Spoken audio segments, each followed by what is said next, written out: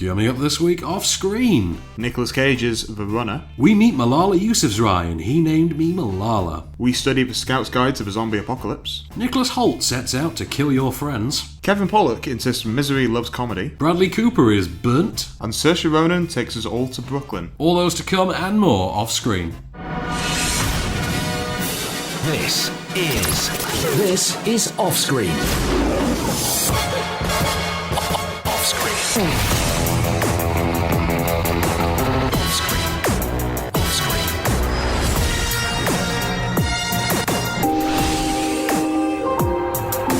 With the latest film news and reviews, this is Off Screen, the on-screen radio show. Welcome to Off Screen, I'm Van Connor. My name is Kase Allen. So, interesting ones this week then. And Kill Your Friends, which I keep calling it Kill Your Darlings, although that was Daniel Radcliffe. That was a while ago, yeah, it was Daniel Radcliffe. So, Kill Your Friends this week, which I know you're a big fan of the book. So I certainly am, I love that book. I'm looking forward to discussing that one with you, because there's some book expertise I require from it. Okay, I'm your man. So, where should we start? Should we start with Burnt? Yeah, Mr. Bradley Cooper. So, Mr. Bradley Cooper in Burnt, which is a sort of a dark dramedy, sort of black comedy / dramedy, less of the comedic aspect though, and it is the story of a chef, Adam Jones, played by Bradley Cooper, who has been in sort of self-imposed exile when the film begins. He's been in self-imposed exile, setting himself the goal of shucking 1 million oysters. He keeps a log of them in a notebook, and when he's finished, he decides to return to London to open a restaurant and win and redeem himself by winning his 3rd Michelin star, and thus overcoming and confronting the demons that led to his public fall from grace years earlier. Here's a clip. Michelin sends its inspectors to restaurants to eat and award stars. 1, 2, 3. Or none. No one knows who they are. No one. They come, they eat, they go. But they have habits. They have to stick to a routine to give every restaurant the same chance. Michelin men eat in pairs. Sometimes the Michelin man can even be a woman. They always book a table before 7:30. The first of the pair arrives early and has a drink at the bar. His partner arrives half an hour later. One orders the tasting menu, the other one a la carte. Always. They order half a bottle of wine, they ask for tap water, they wear business suits, they're polite. But, attention, they may place a fork on the floor, under the table to see if you notice. And they wouldn't drop it, because that could make a noise and make it too easy. Everything from now on must be perfect. Not good, not excellent. Perfect. Here's the funny thing with Bradley Cooper. Most people seem to sort of ignore this rather small fact. Bradley Cooper used to be a TV actor. Do you remember that? That he did, yeah, I do remember that. He did, and I remember him mostly from Alias, if I'm honest, because that's where I sort of noted him from. And then he turned up years later in Failure to Launch and The Hangover. Crashes. I think The Wedding that was Crashers. the first place I actually saw him. Yeah, and all of a sudden, Bradley Cooper seemed to be a movie actor. And then he got an Oscar nom. And then another, and somewhere along the line we've all forgotten that he was a TV actor. Now, I've never particularly bought into him as a movie actor, so I've always thought it is what happens when you put a TV actor on, on the big screen. You get TV results. We had this with Jennifer Aniston for years, up until sort of Horrible Bosses showed us actually she could do something more theatrical with it. Now, when he was on TV, Bradley Cooper starred in a series called Kitchen Confidential. Are you familiar with this one? I am. You are. This is loosely based on Anthony Bourdain, who at the time was not the celebrity he is now. And it was kind of funny and dark-hearted. It was a comedic sort of take on a chef who had a public fall from grace and then opened a new restaurant to redeem himself. So I'm sure I've heard that before. So you can imagine my sort of surprise when you rock up to the screening of Burnt, and Bradley Cooper's playing a burnt-out chef who's had a public fall from grace, and he wants to open a restaurant and redeem himself. What?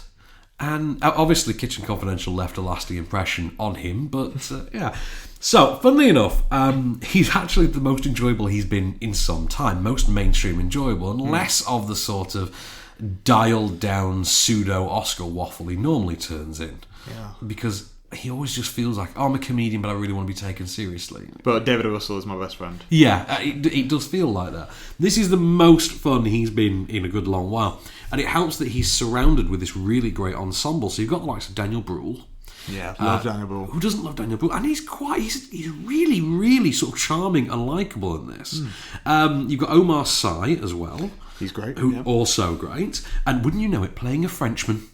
Who knew? Kind of typecast, isn't he? A bit typecast Apart from there. in Jurassic World, because I don't know how he's supposed to be from. No, I don't know. He's Haitian, I I think. guess, I don't know. That's kind of French. You know? You've got Uma Thurman, who's basically unrecognisable in her little cameo. And that's the thing, there are loads of these little cameos. So you've got Uma Thurman turns up for a little cameo, and she does not look like Uma Thurman anymore. She looks like some old lady. Okay. And then you've got Alicia Vikander. She turns up for this little cameo as well. Love Alicia Vikander. I do love Alicia Vikander as well. We've got some film news about her later. I You thought know the we film might. news, I do, yeah. And then you've got, say, standing front and centre alongside Cooper, you've got Daniel Bruhl, obviously, and Sienna Miller. And she's got the sort of will they, won't they, love interest type thing, and it's faintly engaging, I would say. She's perfectly fine in it. Everyone is perfectly fine. They're enjoyable. Emma Thompson's got a little sort of supporting role in it as this sort of thankless therapist type. It is breezy, and it is sort of enjoyable, and it is flimsy, and sort of, it is, the problem is, it's not 5-star cuisine, it is Nando's. In fact, no, selling it short, we had this out earlier, sorry. It is, We did, yeah. Someone promises you 5-star cuisine and then takes you to Harvester. That's what you get with this film. But sometimes all you want is the $9.99 Harvester meal deal. You want the salad bar, you want that, you want the ribs. This is not the paid-for product placement, FYI. I feel like I work for them. We could. I wish I did. We should have contacted them in advance. Let's do it, yeah. Next time. Next time there's a food set film. But that's it. I mean, the problem is the film is so unchallenging. The film goes in every direction that you know it will, and it's it's got a brief amount of flair from John Wells, who's directing here. Stephen Knight's written this as well. Like Stephen Knight, yeah. Locke, yeah. But this is nowhere near sort of Locke caliber. It's a rather tepid screenplay. It's not boiling. It's simmering. See what you did there. But that's the problem. It's not fine dining, it's casual dining. And that's it. I mean, it's not unenjoyable, it's just not very challenging. It's kind of flavourless, to keep the food pun going. And you really expected something more. You need a bit of spice sometimes. You put it this way, I would genuinely recommend, if you're on the fence about seeing Burnt, or dropping the money and seeing Burnt, go and order the DVD box set of Kitchen Confidential, and you'll get the same thing done better, and with a strangely more enjoyable cast, because that had Frank Langella and Nicholas Brandon and What a great cast, that, actually. I did. Now you look back at it now. Frank Langella, man. Frank Langella. Yeah. So, film news for the week. Should we start with the Alicia Vikander? Let's do it. A nice little segue. Segue. So Alicia Vikander has been linked to the role of Elizabeth Salander in the upcoming reboot of the Girl with the Dragon Tattoo series, or the Millennium Trilogy, but it's now 4 parts.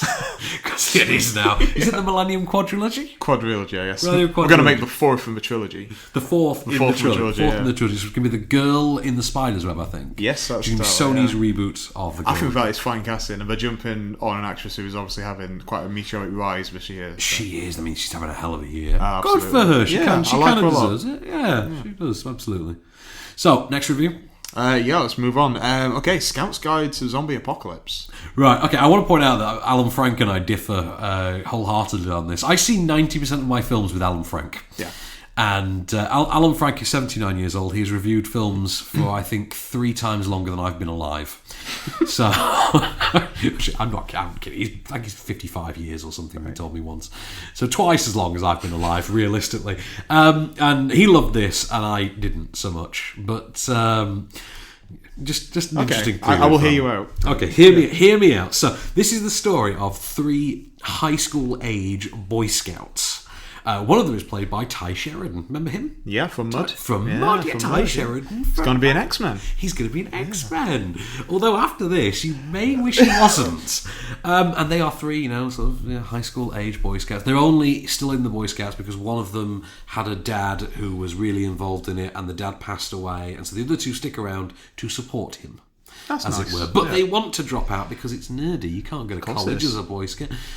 And on the night of the big secret senior party, wouldn't you know it, the zombie apocalypse breaks out. That's unfortunate, isn't it? And our trio of Boy Scouts find themselves alone in a quarantine town with most of the population having been evacuated, save, naturally enough, for this secret party, and have to go and rescue the would-be love interest, and there's a Cloris Leachman zombie in there. And insert age joke here. Here's a clip. Oh, sad. I think something's in here.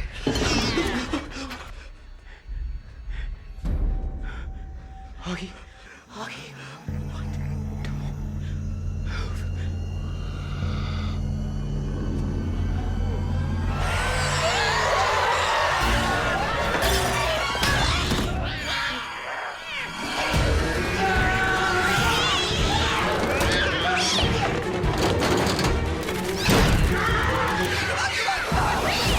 So the thing to say about the Scout's Guide to the Zombie Apocalypse is, first and foremost, is there anyone who's still getting excited by the zombie comedy anymore? Oh, clearly. I mean, Cooties aside. I was just going to say, a few weeks ago when Cooties Cooties, that was great, but that was a nice surprise because we've just been numbed by how many awful ones there've been.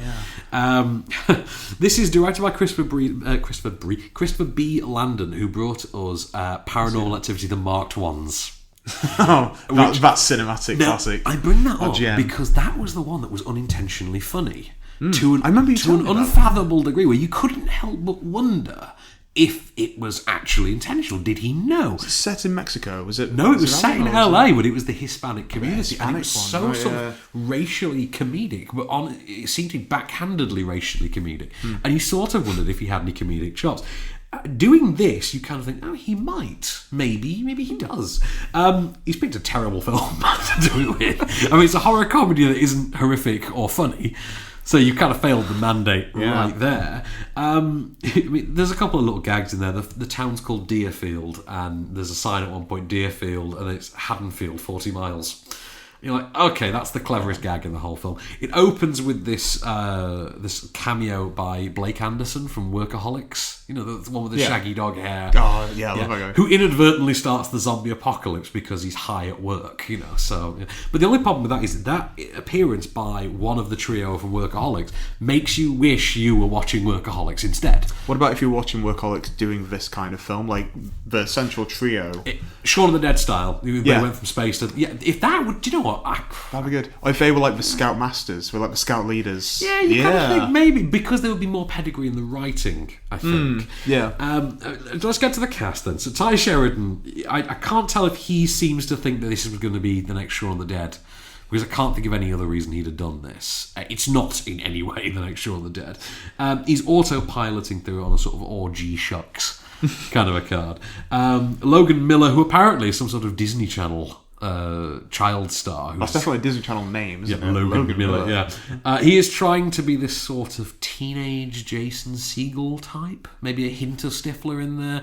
The kind of taller, gawky kind of... 4 years ago, yeah, this would have been, what's his name, who I don't like from Fantastic Four, Miles Teller. This would have been 4 years ago, this was Miles Teller. All I heard then was But One I Don't Like, and I was just going to say Miles Teller. Yeah, you didn't even need to Miles say Fantastic Teller. Four. It was obviously going to be Miles Teller. Teller. Yeah. Logan Miller at one point is genuinely out-acted by his own buttock, and I'm not making that up. That actually happens. You then got a third one who's so forgettable you actually have to IMDb him to find out the actor's name. I have written it down. It's Joey Morgan. They just save you the IMDb search because you will forget him immediately. You've got of the female cast, you have Sarah Dumont, who's the female lead. Of her previous work, what's she done? Most notably, she's number 60 on Maxim's Top 100, Hot 100 of 2014. Good for her. So good for her. Okay. Yeah, good for you, Sarah. Good for you. And she's passably enjoyable. She's the sort of vampy, ass-kicking hot stripper. Chick, kind of, who sort of takes them under her wing, takes the pubescent boys under her slightly older wing, kind of thing. Yeah. You know. And then you've got who I keep referring to as Rachel McAdams 2.0, Halston Sage. Oh, I can see that. Yeah, I'm a big fan of Halston Sage. Yeah. And she is the single most thankless love interest you've seen in a movie this year. The ending of it is, as far as her character goes, is just hilariously sort of course you did. But it's right. The fact that her female character is out. She's she's cast aside in favour of an empowered stripper in hot pants. That kind of tells you everything you need to know about the love interest in this film. There's serious pacing issues. I mean, it's a 90-minute film, 40 minutes before the zombie apocalypse. Really? Shaun of the Dead did this in 10. Yeah. You know what I mean? Zombieland did it in the credits. Zombieland did it in the credits with Metallica, no Oh, less. that's such a great opening, yeah. Should we just stop this now? Just go and watch Zombieland. I might actually watch it tonight. I've not seen that for a long time. But it's very paint by numbers script. There's no real flair to it, and it's got a very, very forgettable cast. But you'll come away from it thinking, oh yeah, it's the guy from Workaholics. And he's not even one of the main characters. That's the part that amuses me. It's kind of like, it sounds like the Drew Barrymore in Scream. It is kind of like that, yeah. It's not particularly inspiring. It's gimmicky enough to pull in a few punters in the brief window before it turns up on Netflix. Yeah, I guess 'cause it has the word zombie in the title. Yeah, it kind of reels is. them in. If it reminds you of anything, it's going to be those sort of comic book series that publishers like Icon put out. Yeah. They're not really mainstream comics, but they have a little cult following. The comic series will sell 10,000 issues as opposed to 100,000, you know. But, And Dan's rating is eh. My rating is eh. So, some film news before we move on. Some more, yes please. Ooh, Wild Tales. Do you know of Wild Tales? I'm not particularly familiar with it. I don't think so. The helmer of Wild Tales, Damien Zifron, his name is, has signed on as the director of the long gestating movie reboot, The $6 Billion Man. Oh, with Marky Mark. With Marky Mark. With Cyber Marky Mark in this I love case. it. The original is for 6 million. I know it's for $6 billion. Yeah, well, we're getting to a stage where it's going to have to be 6 billion Yeah. soon, but 6 trillion soon, sorry. It's also got a release date now as well, December 22nd, 2017. yeah. So, one final bit as well. Nicole Kidman has entered negotiations to star in Wonder Woman. Yeah, I heard about this. Potentially as the main villain, main antagonist. Which is the main villain? Oh, I had her down as Wonder Woman's mum in my head. Well, I could see that working, yeah. I could see it working. Kind of doing like with Russell Crowe, Jor-El for Wonder Woman. Yeah, kind of work, I suppose. She'll just be like a alien hologram, the holographic equivalent of the Microsoft paperclip. I see you are trying to resurrect a dormant species. I like Russell Crowe in that film. He's not the problem with Man of Steel. No. I assure you, he is not. I will find him. Oh, fantastic! Before taking off in space penises. Space penises, yeah. What is that all about? I will find him. And then it takes a couple of years. Crazy Eyes Shannon. Eddie Redmayne then comes along. I create life. I create life. Quiet loud, quiet loud, quiet loud. So should we do the box office top 10 then? Let's do it. Number 10. Crimson Peak.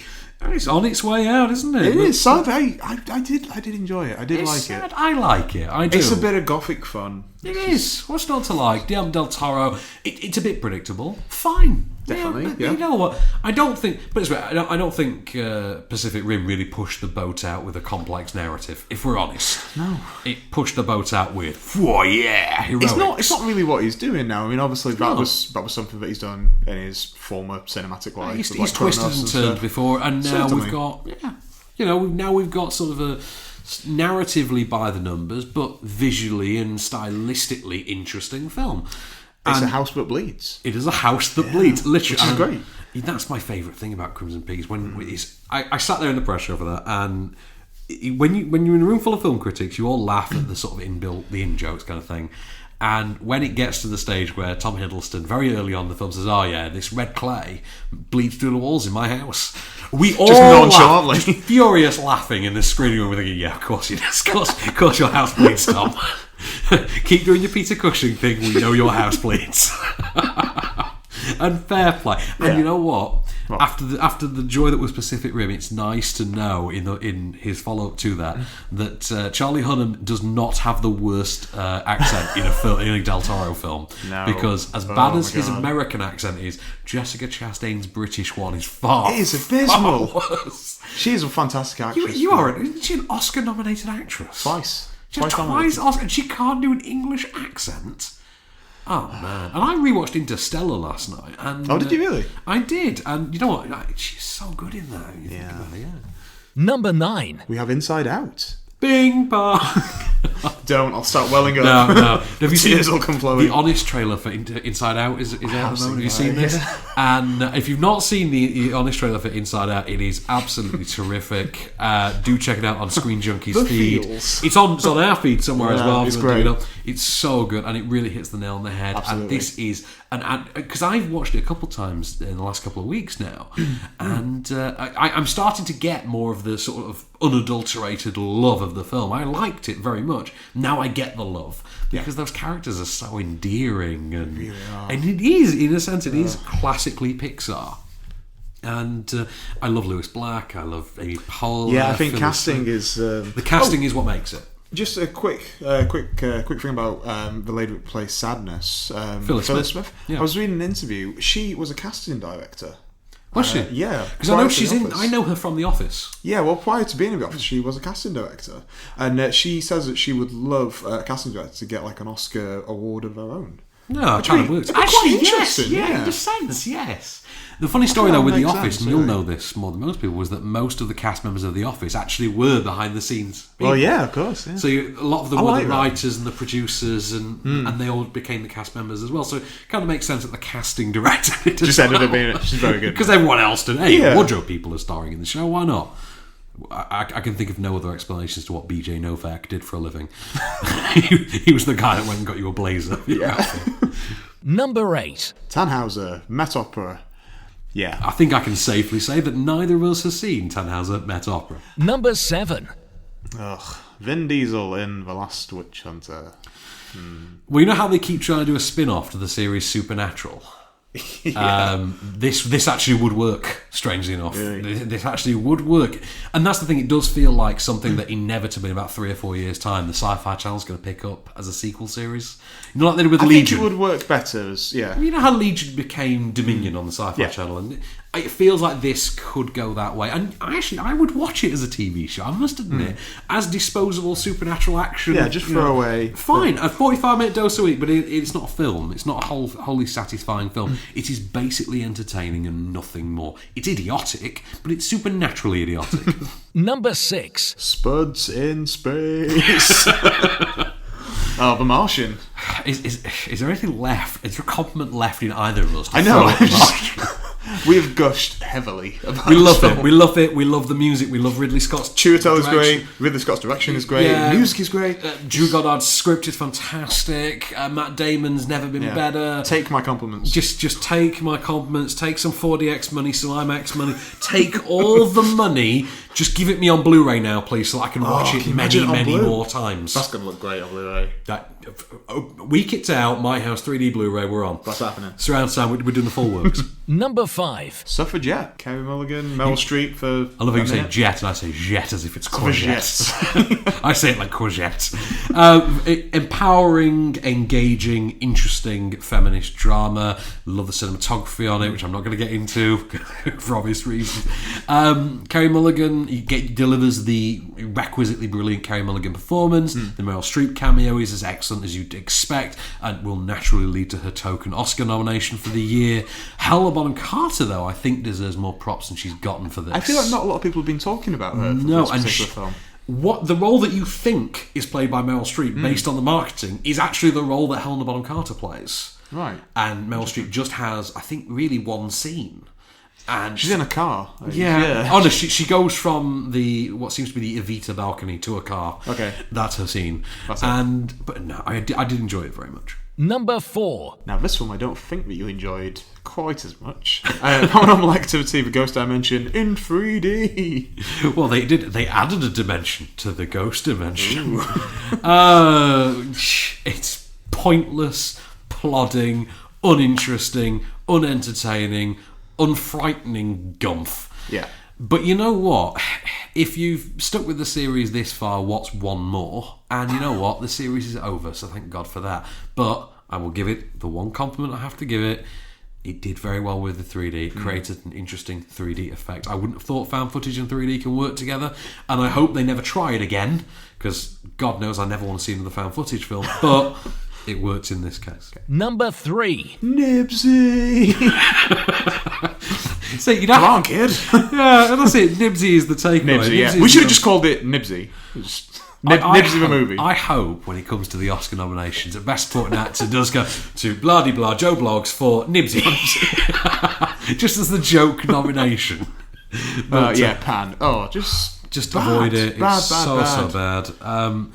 And that's the thing, because I wasn't interested at any point in the story. I think you kind of hope you go along with the introduction and the whole, the abduction, we're going to Neverland thing, because you go along with it all because it's Joe Wright. He can direct 1940s London just fine, and you go along in the assumption that once it gets to Neverland, you are going to see something spectacular, and you don't, and you get a very dull kind of requisite revisionist chosen one origin story trademark.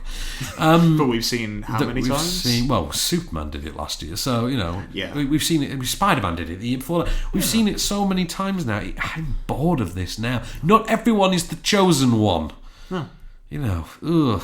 And Peter Pan especially is not the damn chosen one. But he was wearing panpipes, so was he wearing must panpipes. be. But he needs to prove himself. Yeah, first. you're wearing panpipes. The prophecy says the boy who wears the panpipes. However, jump off that cliff. But please fly. prove yourself. Well, what? Why? Yeah. Number 2. Hotel Transylvania 2. I was planning on seeing this. I was gonna say. I know, right. We were going to see it and then got waylaid because life has other plans. I was going to text you on Sunday night. So did you see it? Did you see it? But hopefully it's going to be this Sunday's film. fair Because enough. I have to see it. you have to see it. I'm really, really looking forward to it. I really love the Gendy Tarkovsky animation. I love his animation style. Yeah, I love that. it is, because it's slightly more simplistic than, for instance, Bruce Timm, who is my favourite animator, because I grew up on the whole 90s Batman animated thing. Yeah. But Gendy Tarkovsky comes sort of after that for me, because he as well was a relic of the 90s with things like Johnny Bravo, yeah. Samurai Jack, and things like that. And I love his animation style, and I think it's translated nicely to the big screen. I would like to see him do other projects outside of this Hotel Transylvania thing, because there will inevitably be a third one. Well, at some there point. is, but he's not going to direct it. I would assume he'll be involved in like an exec producer kind of capacity, but he won't be the director. Oh, okay. So, well, I'd like to see him try something else, though. I wouldn't object to seeing a Hotel Transylvania 3, but I don't think it's a franchise that's got too much. I don't think any of these animated franchises have that much longevity in them. There comes a stage when You don't want to watch Ice Age 5. Well, Which we will be coming We out, are going to yeah, be watching we are Ice gonna Age watch 5, but that's the thing, like, that's gone too far. We didn't need 4 Shreks, we don't need 5 Ice Ages, we didn't need 3 Madagascars. These things can be single films, and you can still spin. Just go and do an animated series. If there's longevity in them, take them to an animated But they series. often do it as well. That's the problem, yeah. And I've not seen Dragon Rider, so I have no idea how that fits into How to Train Your Dragon, but given how much I loved the second one, I might give that one a try. Number 1. Oh, this is a bit of a shocker. This is it's the top spot, isn't it? Spectre with 41 million. Because you couldn't see it. It was sold out everywhere. Oh my god. Just to put it in some kind of context, the next one down, Hotel Transylvania 2, 2 million. 2.4 million versus 41. Oh, Jesus.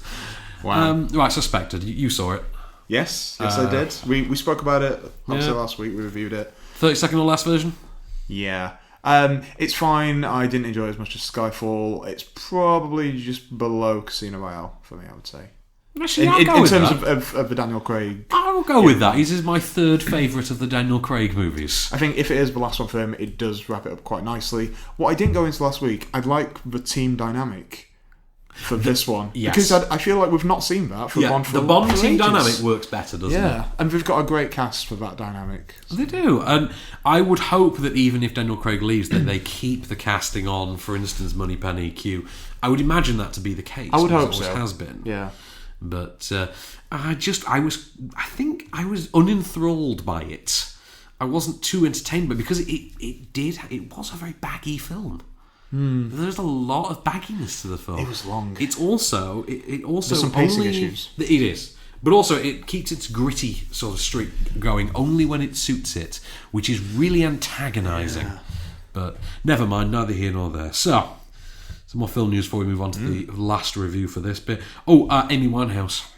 Oh yeah, there's going to be an actual biopic. Yeah, because we had Amy. You had Amy, which is now being pushed for Oscars, deservedly so. I could see that winning, actually. Oh, it's got loads of competition. I don't, because it's so high profile. One of which we're going to be talking about. Well, yes. But Numi Rapace has been cast as Amy Winehouse. I can see that. My thing is she not too old?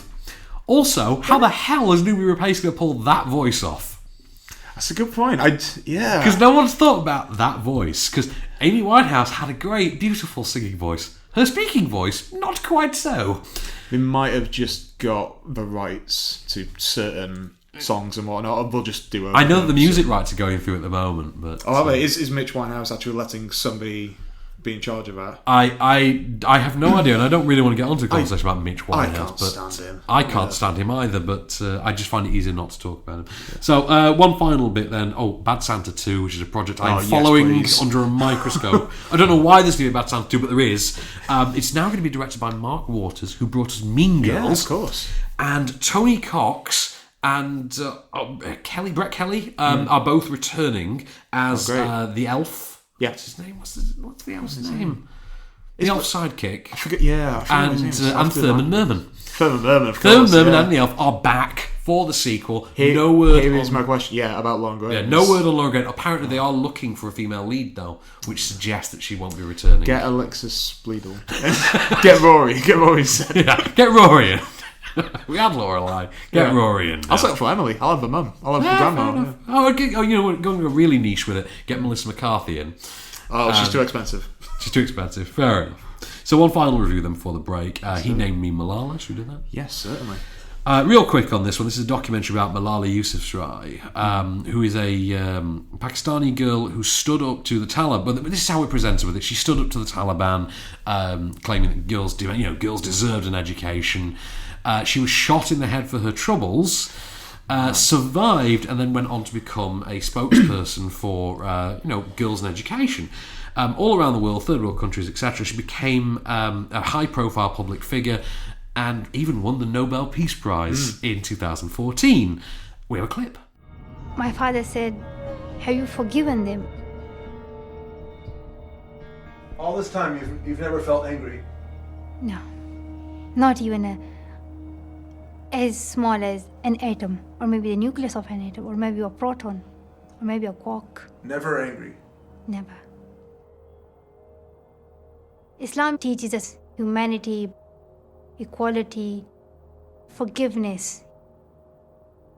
It doesn't matter for me if my left side of my face isn't working, or if I cannot blink this eye properly. It doesn't matter for me if I can't smile properly. It doesn't matter that I'm not hearing in this ear. I can't hear. So He Named Me Malala there. There are problems with the... I mean, it's a great documentary. It's very moving. It's very inspiring. It does present its own problems, though. And its problems come down to a very disjointed narrative, which inadvertently adds fuel to a negative fire which doesn't need to be there. The film begins with her being, coming out of the coma, the mentally induced coma, etc., recovering, going on to become the figure that she is.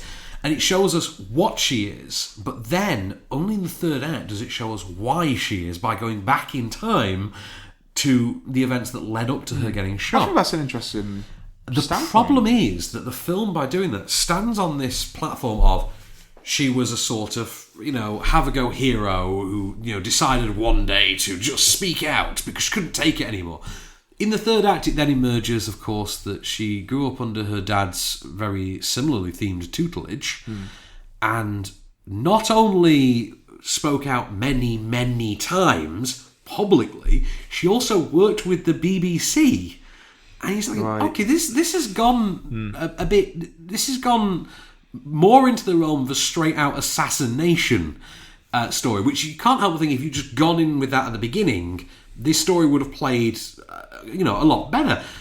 It's not that it undermines the point. It's that it kind of puts the point on very shaky ground. And you think, with a piece as uplifting and as inspiring as He Named Me Malala is, you kind of can't help but wonder why you would make that decision. It's the kind of thing that you would look at in the editing stage and think, no, the timeline's a little bit too disjointed. It's created an inadvertent second narrative. It's weirdly created this idea that, her dad has put ideas in her head, which I'm not saying is the case, but the film could really be interpreted that way. And it's purely down to this narrative and how you structured certain events. You think, just put this linearly. Put this linearly and you answer all the problems. The problem is, no. It has got some absolutely beautiful animation, though. It narrates the story of Malala, who was the Afghani princess in ye olden times. And it's animated really beautifully. I had to get the name of the animator somewhere. But, well, I did have it. But no, I don't. And that animation is absolutely terrific, really beautiful. And they come back to it several times. They show us Malala's birth, for instance, in the same way. Aside from that, the big sort of takeaway from the film is Malala herself, who is sort of instantly charming and disarmingly witty and genuinely a pleasant person to witness on screen. You kind of like getting to know her for the 90 minutes that you do. And that's all part of what makes it such an uplifting and inspiring sort of a story. I recommend it if you want that sort of uplifting sort of tale. I do definitely want to see it. But I would be intrigued to see what you make of its sort of disjointed narrative, to be honest, because that for me was a bit of a smudge on an otherwise perfectly enjoyable tale. With the latest film news and reviews, this is Offscreen. And we're back. So where shall we venture next, Mr. Let's Allen? go to Brooklyn. Let's go to Brooklyn. Sounds like a Wayne's World segue, doesn't it? Right, okay, so Brooklyn, which is the latest film starring Saoirse Ronan, who's an actress I wish was in more things. Me too. She's great. About every 12 to 18 months, she comes back with another great performance and reminds us that she's basically probably one of the top 3 young actresses out there now. Brooklyn is based on a novel, and you can tell straight off the bat that it is so, by Colm Toibin, I believe his name is. Novel of the same name. It's sort of a story that's equal parts American dream and melodrama. It's directed for the screen by John Crawley. It is the story of Eilish. Say what name again? Eilish. Eilis. Oh, Eilish. Eilish is Irish, you see. And really? yes, Irish Eilish, you see, leaves Ireland for the New World, for Brooklyn, in the early 50s, to venture out and get a slice of the American dream, as it were, make a life for herself. She's had a job and accommodation arranged for her by the local priest, played by Jim Broadbent. Always good to see him. It's only really a cameo by Jim Broadbent, but you know what? It's always lovely to see him. Isn't it? It is. When you know what you're getting. Like in Paddington. He just shows up in Paddington and it's great. You know, and so she's not long in Brooklyn when she encounters a new love, later husband, and before long she has to return to Ireland following her sister's funeral to just spend some time with her grieving mother. While she's there, however, her two worlds start to collide, and the aftermath may ensure that not much is left standing. We have a clip. You going to live in America? Yes. Your papers and everything? Yes. And a job. How'd you manage to arrange all that? I didn't. Someone did it for me. A priest my sister knows. And how do you feel about it? How long do letters from Ireland take to arrive? My sister Rose said she'd write straight away. They take a long time at first. And then no time at all. You family in America? Friends?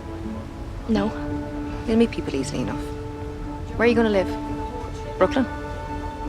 How'd you know that? Lucky guess. So you have this really terrific performance by Saoirse Ronan, as you always do. You always get a great performance from Saoirse Ronan.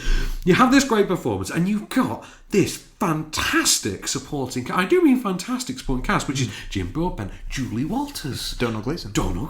How do you say it? Donal. I've been calling him Domhnall. It is spelt Domhnall, but it's Donal. It's Donal Gleeson. Yeah. Donal Gleeson. And then you've got a couple of slightly on the nose, sort of a bit too cheeky performances by Eva Birtwistle, for instance, and bizarrely Emily Bett Rickards. Who do you know Emily Bett Rickards? No. Emily Bett Rickards plays the character Felicity in Arrow. Oh, no way. You know the nerd pin-up? Yeah, of course, yeah. I think she's stunning to behold. She's fantastic. one of my favourite people on TV. But yeah, the nerd fodder in Arrow. Nerd fodder in Arrow. But they are slightly out of step. They're maybe a bit too goofy. But other than that, you have this immense supporting cast. I do mean brilliant. You've got a script. Do you know who writes Brooklyn? I do not know. brace yourself. Make sure you're strapped in for I'm this one. strapped in. I'm going to tell you first and foremost, the script for Brooklyn is terrific. I'm going to tell you that the character writing is top notch, and then I'm going to tell you the script for the screenplay for Brooklyn is written by Nick Hornby. What? How did I not know that? Hornby. I didn't know either. And you're like, Shut of up. course it's written by Nick Hornby. Well, why wouldn't it be written I by want to Nick watch this Hornby? and watch An Education again. I want to watch from back to And back. that's it. That's a very good comparison piece as well, because Brooklyn wears its influences on its sleeve, and Education is one of them. Of course, yeah. You've got Far and Away is in there, Atonement is in there. Yeah. All these great period piece melodrama romance tales, they're all in there. And then you say it wears more on its sleeve, but at least it adds that sleeve to a new and alluring outfit. And in the context of the number of outfits we get shown to us in this vintage paradise of a film, that's really saying something. It could perhaps have done with some slight tweaking as regards its pacing. It spends an awful lot of time, for instance, setting up Eilish's new life before it then threatens it.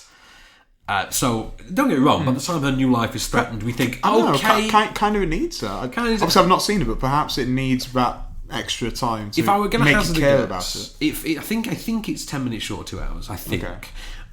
In terms of her going back to Ireland and the actual sort of the threat sort of plot coming in, that would appear to be about 25 minutes, no more than 30 before the end of the film. And it does seem to be entirely the third act. That's kind of a shame, because I would rather the film had gone on longer and let it unfold a bit more. It was naturally. like 2:20, something like that. Yeah, I could live. That does sound like your hour. general meat of the film. Yeah, it does, and it is the meat of the film. There's a lot of setup, and it's great setup. It's wonderful setup, and the third act, though, I will say, in spite of that pacing problem, Nick Hornby's writing really sells you on, for instance, the emerging relationship between Saoirse Ronan and Domhnall Gleeson. They're big, even though it's really hurried through. You really invest in their dynamic. You really get their relationship. Well, he's always great with setting up characters, isn't he? Obviously, this is like an adaptation, but yeah. So, I mean, that's the thing for me. It does race to the finish line. Once you get to the third act, it really races for the finish line. But it's an admirable and impressive race. And, coming towards the end of an admirable and impressive film. You go into Brooklyn and the plot immediately promises you a story of wonder and consequence. And you end, and what you've had is a film of wonder and consequence. That's actually great. You delivered it in spades. Good for you, John Crawley and Nick Hornby. Good for you. I want Nick Hornby to write more screenplays of this calibre. I think that he will. When was the last time that he wrote a book? When was the last time he wrote just a novel? A few years, isn't it? Because he's been kind of concentrating on he seems to have gone screenplays into and originals. But I don't remember him writing a book since How to Be Good. He did a really great project with Ben Folds a few years ago. Yeah. It was an album where Ben Folds did the music and sang, and then all the lyrics were done by Nick Hornby. It's really good. I forget what the album's called, but you can Google it and stuff. If anyone knows music and lyrics, it's Nick Hornby. It's the writer and Hugh Grant. He knows music and lyrics. So, Riz Ahmed. We've got to talk about Riz Ahmed this week. Oh yeah, he's joined something, hasn't he? He's joined the Bourne sequel. Yeah, I am on board with this. I am very on board. This is starting to sound pretty Get the interesting. reluctant fundamentalist on board. Get him in. Get him in, and what else have we got? We got Key and Peele. We've got to talk about Key and Peele. Oh, this is great. Key and Peele are teaming up with Henry Selick to do an animated stop-motion film. Has this got a name already? Wendell and Wild. Yeah. Wow. Which is brilliant. This is fantastic. Key and Peele doing an animated film. Can't wait. I love that. Obviously, the show was fantastic, but it has sadly come to an end. But now they're doing films together. I know. I can't wait. There's so much sort of fertile ground there for me. So, what should we do next? Misery Loves Company? Yes, let's do it. Misery Loves Comedy. I knew we put the wrong You said Misery Loves Company? I said Misery Loves Company, yeah. I almost put the wrong trailer on the site because of that. Okay. Misery Loves Comedy. Well, so we're now a year past the death of Robin Williams, and the discussion of the link between comedy and internal happiness is now more of a prominent discussion than ever before. So you've got this documentary, Misery Loves Comedy, which is written and directed by Kevin Pollak. Yeah. who most of us remember as the lazy eye guy from Wayne's World 2. Lazy cross eye? for T's and dot the lowercase J's. Partial ocular albino, I believe, from Wayne's World 2. That's the politically Correct term. He dots the T's and dots the lowercase J's. And he's written and directed this. This is an exploration of the happiness of comedians. Does misery generally love comedy? Do the two go hand in hand? We have a clip. There's nothing like getting a laugh from people. It's the narcissist fantasy. It's easily the single craziest thing that I have ever done in my life. No one knows but us what we go through. And it's my job to sit there and yell at drunks. You can do whatever you want. You can yell, you can spit. It's great. You can do that publicly. Comedy is a drug. I was connected with these thousands of people around the world. And they were just like, we know you're making this up as you go along, and it's not good. It went from them loving me to them hating me. I came crawling back after being chewed up and spit out by this goddamn town. So, naturally enough, if you get a certain number of comedians on camera to do talking head interviews, as this film does, before long it's going to become, amusing and interesting. And this very much does. However, that being said, it seems to be a case of quantity over quality, because what he's done is he's gone and gotten so many famous names in there. They're quite big names as well. Tom Hanks is in there. He's a big name. Tom Hanks is in there. Rarely get any bigger. Amy Schumer's in there. Jason Alexander's in there. Okay. A bunch of big names. David Koechner, Jim Jeffries. I'm a big fan of Jim Jeffries. I like Jim Jeffries a lot. You like Jim Jeffries? Yeah, shocking. I would have thought he would be a little bit lowbrow for you. I do go lowbrow. Do you go blue? Do you go a bit blue, Case? Bit blue fit lads. Yeah, bit blue fit lads. Yeah, that's really lowbrow. That reference.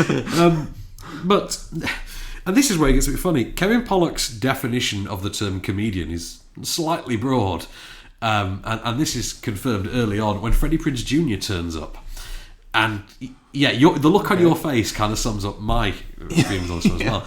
And you're kind of wondering all the way through this, why the hell Freddie Prinze Jr. is there? Yeah. And it's not until very, very late in the game that they all of a sudden start discussing Freddie Prinze Jr.'s late father, who actually was a comedian.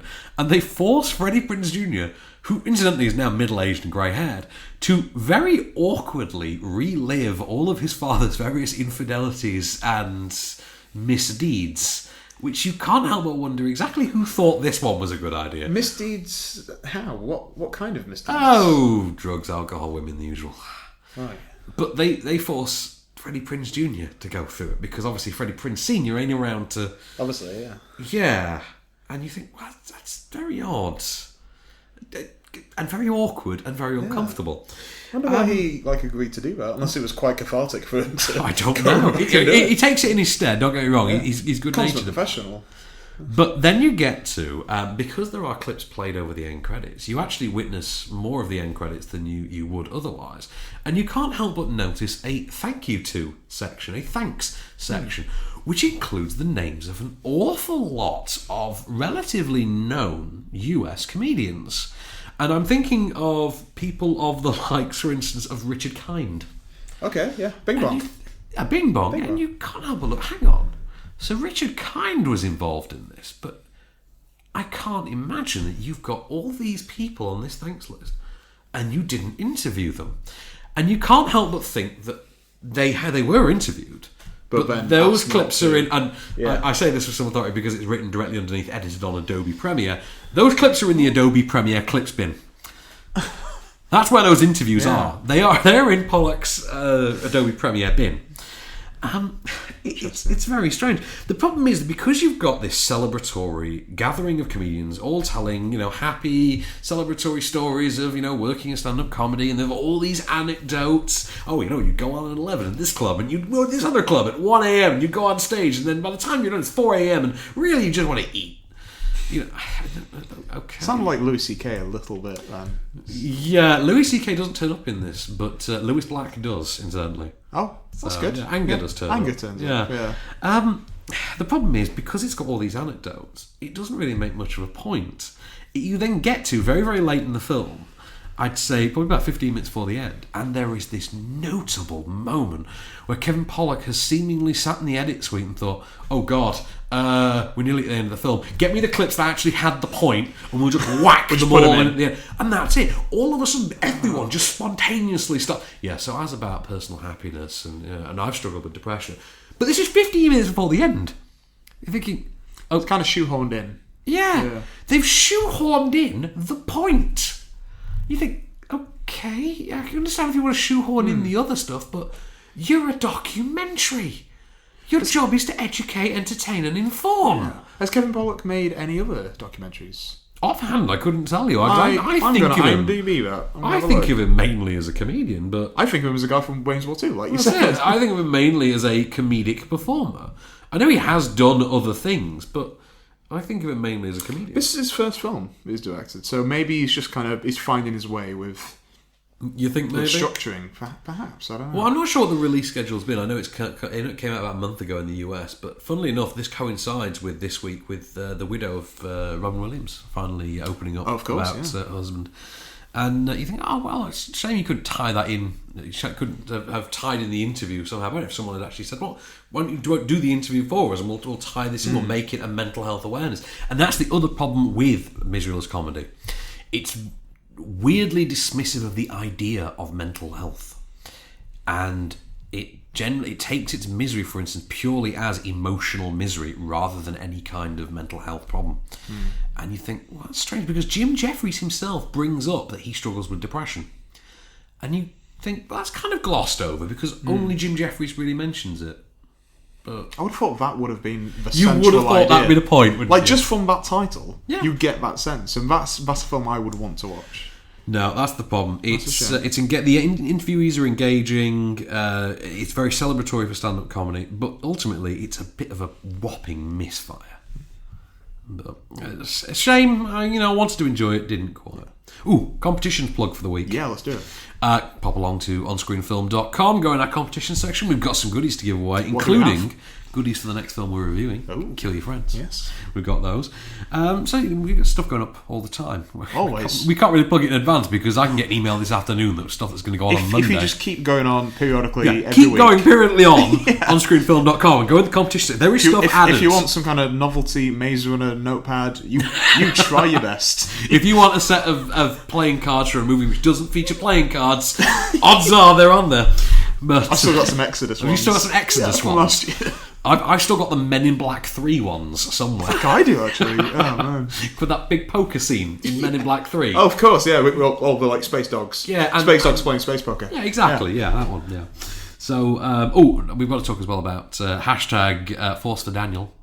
Oh, this is great. This is a wonderful story. This is fantastic. Which, weirdly, Fanboys. It's already been a movie, hasn't it? Yeah, it's so strange. Yeah. It's weird. This exact thing happened. I wonder if that's where he got the idea. Oh, potentially. I don't know. So, terminally ill young man named Daniel Fleetwood, he's 32, terminally ill, is not expected to necessarily be in great shape or even alive by the time Star Wars The Force Awakens opens in December.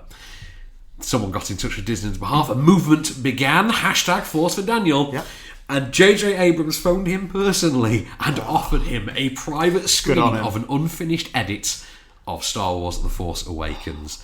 How fantastic is that? It makes me happier to be in this world knowing that. Yeah. Good on you, JJ. Well done. Good for you, JJ. I wonder if Lucas would have done that. Oh, I don't know.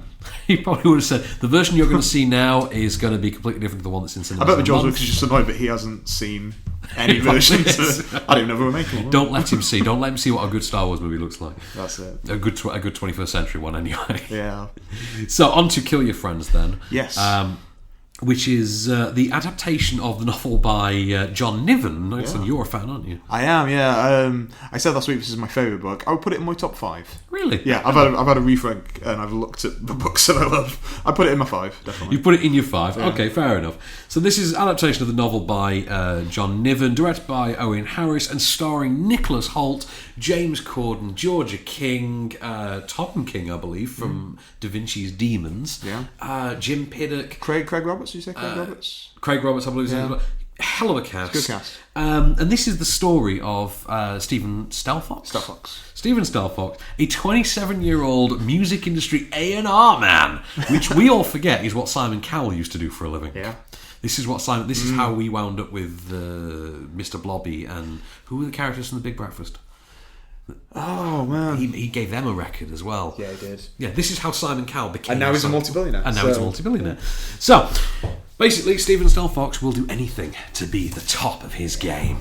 He won't stop it. There is no limit to what he will do, no line he will not cross. But as his endeavours start to fall down around him, he finds himself increasingly desperate and forced to resort to measures that even he would have found deplorable, or at least slightly reprehensible. A bit dodgy. Beforehand. Here's a clip. Last year, 1996, the turnover of the British music industry passed the £1 billion mark for the first time. A seed. Boom times. But there's always competition. Imagine you're standing on wafer-thin ice. Beneath your feet, you can see sharks circling. Terrible sharks with hypodermic syringes for teeth. These are your colleagues, your friends. Roger and I both have to live with an uncomfortable statistic. At some point in the coming year, one of us will probably be fired. I have no intention of it being me. I'm going to guess that this is from the novel as well, the really ruthless, really sadistic streak that fuels this film. Now, I wanted to confirm that because it is the defining triumph of this film, is this tone. Its tone is absolutely wonderful. It's been compared a lot to American Psycho, and there is a very, very good reason for it, because it's the only thing like it in the world that you can think of, is something like that. I did say as well, it reminds you of sort of Bret Easton Ellis films like Less Than Zero, things like that, although more comedically tinged. The Bret Easton Ellis thing perhaps is because of the American Psycho connection. You also have Nicholas Hoult, whose performance here is the first time you will ever look at Nicholas Hoult and think, wow, you actually have genuine leading man potential. You can carry a film. I never thought that of Nicholas Hoult I before. still need to see this film, and I need to be convinced, because this book, I loved it. It was one of those books, and it's happened very, very rarely, where I started reading it, and I carried on, and it took me less than a day. I just powered through it and read it. I mean, I've read it 2-3 times since then. Well, Nicholas Hoult is terrific as the Stephen Stelfox that we get on screen. Where it falls apart slightly is in his voiceover, which is really sort of Stilton, and he struggles with his elocution somewhat. It's kind of odd. It's not quite up to the level of Emily Browning in Legend. But London in 1960s. Bit Peggy Mitchell there, Emily. Bit Peggy Mitchell. But Nicholas Hoult is at least trying, and he does fare better than Emily Browning did, but it's still slightly too Stilton. And he is having a ball, quite clearly. Why wouldn't you? That's it. Yeah. Why wouldn't you have fun playing It's a this fantastic character. That's the thing. I mean, obviously he's not the person I would have chosen, but I need to see the film. I would definitely see it. You've got Georgia King in there as well, whom I have a newfound love for. She makes this delightfully sort of seductive, sinister presence. Albeit sort of unexpectedly, she's introduced as one thing, becomes another, she's a character that evolves.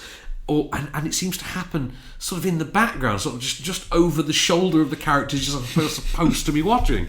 You've then got James Corden, who's he's playing slightly against type, and it works. So you play Waters, the biggest. Yes, he does. There's a scene. There is a scene you probably expect, and you've got Joseph Maul, who plays the head of, I forget the name of the character, the head of business for the label. Yeah. If his performance isn't based on Lucifer himself, I would be somewhat shocked. However, though, I do think the MVP is Edward Hogg. Now, Edward Hogg is fantastic. Do you like Edward Hogg? Yeah. I can see Bunny why. Bunny and the Bull. Have you ever seen Bunny and the Bull? No. Oh, he's... you need to see that out. He plays DC Woodham here, who is this sort of... the Willem Dafoe character. I was just going to say, he's Willem Dafoe, isn't he? So wide-eyed and creepy and just not quite... You don't a bit off kilter. a bit off kilter. You don't quite know how this one's going to work out. It does play along the lines of Willem Dafoe's An American Psycho, almost bit for bit in places. It's a film, though, that thrives on energy. It's all about the energy of the visuals by Owen Harris, which are quite frenetic, quite sort of frantic. You've got John Niven's also done the screenplay for this as well, so it's a really... That has given me some faith. Yeah, it's a really razor-sharp screenplay. I would imagine it's quite faithful to the book, because certain things are so detailed that you think they have to be. There's some aspects in the book, obviously, again, not seeing the film, but there's things I don't know how they can put it in the film. Example? Just give me one. There's a scene, I think it's after the Brit Awards, he meets James Dean Bradfield from the Mannix and then goes into a room and sees some people doing things. Doing things? No, I don't believe that's in there. Right. Is there a line in the book about Oasis are a couple of car thieves with a Beatles songbook? Because that had me howling in laughter. But he does. That's accurate, though, isn't it? It is, well. So you've got the visuals, you've got the razor sharp screenplay. How is the soundtrack? That's what I was going to say. The best retro soundtrack of this year. If last year belonged to Guardians of the Galaxy, this year belongs to Kill Your Darlings. And I've been playing 90s music. You said it again. It's Kill Your Friends. I've been listening to 90s music all week as a result. I think the very first song in the film, I believe, is Beetlebum. Nice. And he sort of spins out from there. There's a lot of Prodigy in there. There's a lot of Chemical Brothers in there. That's what you want. And that's another thing, because the film does kind of prove that there is still a purpose for the Chemical Brothers in 2015. Oh, they're still doing well, man. That's it. It is a fun, thrilling, enjoyable film. It's the kind of film that you want to enjoy with your friends. Go have a... If you're above a certain... If you're over 25, if you can remember the 90s music in any way, because I was talking to Chris Honeysett from the Sunday People afterwards, and we were talking about the soundtrack, and I went, it's like I was 15 again. And he said, bloody hell. I was like, it took me back to when I was like 25. I'm like, really? And it is, and everyone's talking. I would have come out like talking about your 90s. I was probably like 8 or 9. You'll remember this music, listening to Blur. Yeah. You'll remember when the radio was good. Oh yeah, definitely. I remember watching Top of Pops and watching Nicky Wire from the Mannix on there and being utterly, terrified. I think really for Nicky Wire. So, kill your friends definitely, but make sure you take them to the cinema with you first, definitely. So, any more film news to cover? Just a couple more pieces, I think. We've got Luke Evans as replacing Jared Leto in The Girl on the Train. Yeah, that'll be fine. I'm okay with that. Okay. Kevin Spacey has signed on to star in The Billionaire Boys Club as Ron Levin. If you don't know the true story, it is of two young men who basically set up a Ponzi scheme in 80s LA to fund their lavish lifestyle, only to find one of their investors is penniless and kill him. Said murder victim inevitably going to be Kevin Spacey. The two boys are going to be Ansel Elgort. Yeah, he's great. I like him a lot. Perfectly fine. And Taron Egerton. Fair enough. Cool. So, last review of the week then, Sir Nicolas Cage. The world's greatest living actor. The world's greatest living actor, Nicolas Cage, in The Runner, which is his third film in as many weeks, strangely enough. We didn't review one because it went straight to DVD. He's had a quite slow year, hasn't he? Yes, yeah. We had Pay the Ghost, that went to DVD. Yes. We reviewed Outcast. Yeah. Which was last week, I believe, wasn't it? It was. And now we've got The Runner as well. So this is the directorial debut of producer Austin Stark, which you think... That's a good name. How Games of Thrones is that name? Austin Stark. And this is something unusual for Nicolas Cage, really. I mean, not unusual in the grand scheme of his career, but unusual in recent years. This is a straight drama. And you think, okay, I'm on board with that because I liked Joe. I liked Joe very much. Of course, yeah. What was the Paul Schrader one? Dying of the Light. I didn't like Dying of the Light. Dying of the Light. I thought idea was good, execution not so much. Is that one where he gets his ear chopped off? Yes, that's it. Yeah. Yes, that's the CIA Dementia one. Yeah. This is somewhat more of a drama than his usual generic thriller that he's made his bread and butter. You know, the mortgage-paying films. Yeah. Yeah. So this is kind of a Faustian character drama. It's a performance-driven look at sort of moralistic compromise, and it all centres around the wake of the BP oil spill. Yes. So Nicolas Cage is a US congressman. I believe he was a congressman at first. US congressman for his district, which is struggling to overcome the fallout of the BP oil spill. Local economy is going into the toilet, local businesses are closing down, there's environmental concerns, and he sets out to challenge Washington and BP to fix what they have ruined. However, his the popularity he gains and the career rise he obtains as a result of it also bring with it personal scandal, which swiftly ruins him, and he's forced to then rebuild his life and reassess his priorities, whilst also fighting for the good people of his constituency. Here is a clip of Sir Nick of Cage. Mostly bloggers and local. It's what you'd expect. Speculation about a return to politics, questions about the motives behind your organization. And people calling me a narcissistic asshole. I warned you the press was going to spin it this way. You didn't wait long enough for the dust to settle. At least you haven't commented publicly. I just don't understand how my work can be construed as a negative. I mean, this isn't some resume builder, okay? Then why do you have a publicist? No good deed goes unscrutinized. Not when you're a politician. So, to Nicolas Cage's credit, his performance here and sort of, of the downfall and sort of the rebirth of his congressman, whose name is Price, incidentally, not based on a real guy, even though they're real events. Yeah. They are a step above what I think we get usually from Nicolas Cage. The straight-to-DVD. A step above his usual direct-to-DVD fare. He's not overacting at all, which seems to be his usual forte. I mean, for God's sake, Outcast. I mean, considering the last time we saw him on screen was Outcast, good God. Yeah, well, he's doing 20 different accents, yeah. And he's wearing a dead crow on his head, like Johnny Depp. Yeah. And the issue is that he's not overacting, but he is restricted, strangely, by this material, which simply can't live up to the quality of him as a performer. And you've got a great supporting cast. You've got Connie Nielsen, Peter Fonda, Wendell Pierce, Sarah Paulson. Sarah Paulson's in this. Yeah. And they're trying their best to sort of, aid Nicolas Cage in propping this film up. Yeah. But ultimately, you've got a weak screenplay. You've got very stilted and very TV movie direction. And it feels very much like a TV movie all throughout. And that's the problem. It is entirely too televisual, entirely too ropey. And then in the centre of it all, you've got these performances which are light years ahead of what else has been delivered. It's just a whopping disappointment, and I never thought I'd say this. I expected better from Nicolas Cage. What, after watching Outcast? Actually, yeah, but actually, that's the thing. It's not Nicolas Cage's fault. It's all on Austin Stark. It's his screenplay, it's his direction, and it doesn't quite come together. It doesn't work, and that's a shame because the story is interesting. It does sound interesting. That's it. The story is interesting, and it would make a great movie. But I think it needs a better screenplay and better director. Shame. Can't win them all. Yeah. Sorry, Nick. You weren't the problem this time. But I'm sure you'll have another film out in a fortnight. We'll be reviewing another Nick Cage film a week or so. Oh, absolutely. I'd imagine. Yeah. So, film of the week. What are you Kill gonna Your give it to? Friends. Okay, cool. Gonna give it to Kill Your Friends. I have to.